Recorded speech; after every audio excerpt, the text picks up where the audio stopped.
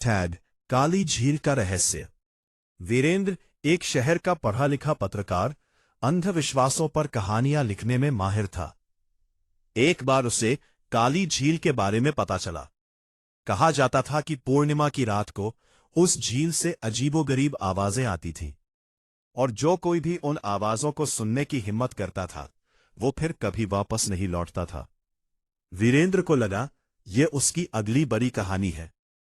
वीरेंद्र अपनी पुरानी जीप लेकर काली झील की ओर निकल पड़ा। रास्ता ओबड़ खाबड़ था और जंगल घना होता जा रहा था। जैसे जैसे वो आगे बढ़ रहा था, सूरज डूब रहा था और एक अजीब सी खामोशी हर तरफ छाने लगी थी। जैसे ही रात हुई, पूर्णिमा का चांद पेड़ों के बीच से झांक रहा था और उसकी धुंधली रोशनी में झील का पानी काला और गहरा दिख रहा था। दूर से ही वीरेंद्र ने अपनी जीप रोक दी और टॉर्च लेकर आगे बढ़ा। झील के किनारे पहुंचते ही वीरेंद्र को एक अजीब सी ठंड महसूस हुई, जबकि हवा बिल्कुल शांत थी।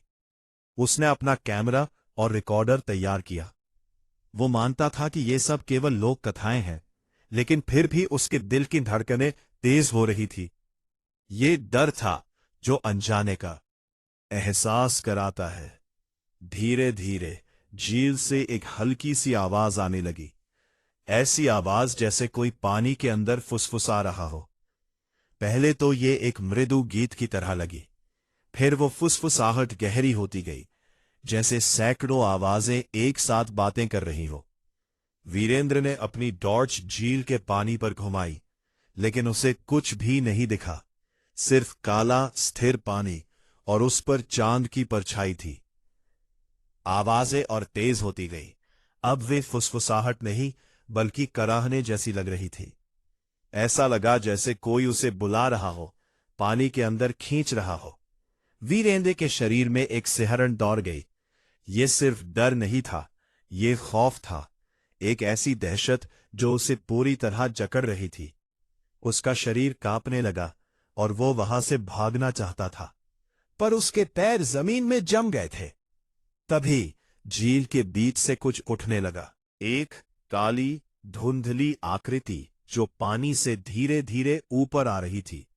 उसकी आंखें नहीं थी, पर वो वीरेंद्र को घूर रही थी। उस आकृति से निकलने वाली ठंडी हवा सीधे वीरेंद्र की रूह तक पहुंच रही थी। वीरेंद्र ने चिल्लाने की कोशिश की, लेकिन उसकी आवाज उसके गले में ही घुट गई। वो भागना चाहता था, लेकिन उसके पैर वहीं जमे हुए थे, मानो जमीन ने उसे पकड़ लिया हो। उस आकृति ने अपनी लंबी पतली उंगलियां उसकी तरफ बढ़ाईं। वीरेंद्र ने अपनी आंखें बंद कर ली, ये सोचकर कि अब उसका अंत करीब है। जब सुबह हुई तो सूरज की किरणें झील पर पड़ रही थीं। वीरेंद्र वही जमीन पर बेहोश पड़ा था, उसका कैमरा और रिकॉर्डर पास में ही गिरे थे। जब उसे होश आया तो उसे कुछ भी याद नहीं था कि पिछली रात क्या हुआ था। सिर्फ एक अजीब सी बेचैनी और एक गहरा खौफ उसके दिल में रह गया था। उसने अपना सामान उठाया और तुरंत वहां से चला गया। उस दिन के बाद वीरेंद्र ने कभी भी अंधविश्वासों पर कहानी नहीं लिखी। उसे समझ आ गया था कि कुछ चीजें विज्ञान से परे होती हैं और कुछ रहस्य ऐसे होते हैं जिन्हें छेड़ना नहीं चाहिए।